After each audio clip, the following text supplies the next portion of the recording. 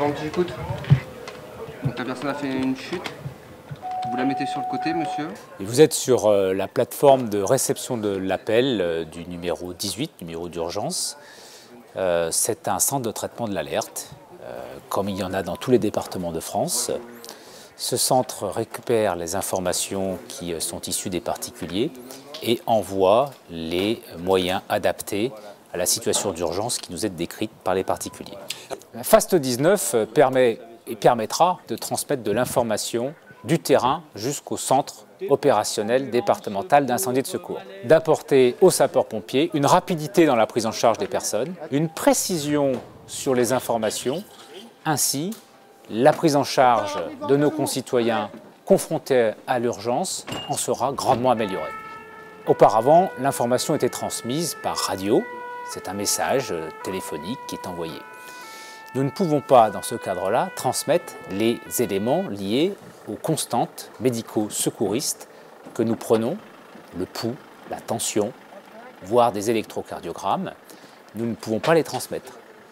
L'originalité du projet consiste donc à faire passer ces informations-là pour les remonter sous forme numérique afin de pouvoir les faire exploiter par des médecins régulateurs. Ainsi, il n'y aura plus d'écart entre les informations récupérées sur le terrain et celles qui arriveront au centre opérationnel départemental d'incendie et de secours.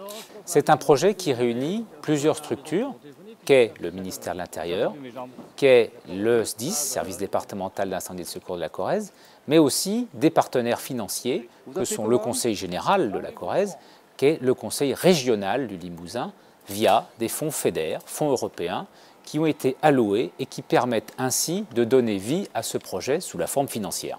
Alors, il existe pour monter des projets et faire appel aux fonds FEDER une équipe basée au Conseil régional du Limousin qui vient accompagner le projet dans le cadre administratif et qui le présente ensuite à des commissions ad hoc permettant l'attribution de ces fonds, qui nous ont permis, grâce à cette équipe, de lancer notre projet et de se voir doté de 25% de la totalité du projet sur le plan financier. Dans tout projet, il y a une part de risque et il y a une part aussi de découverte, de recherche. C'est le cas à Tulle aujourd'hui, sur un département rural finalement. Nous avons répondu à cette possibilité d'innovation, à cette possibilité d'apporter aux citoyens de départements ruraux l'ère numérique et l'intérêt, la valeur ajoutée qu'elle pouvait apporter dans la prise en charge de victimes. Bref, le quotidien de l'ensemble finalement de nos concitoyens, de nous-mêmes, disposer d'équipes de terrain utilisant les technologies nouvelles associées à la réalité et à notre quotidien qui est la défense des gens contre l'incendie et le secours à personne.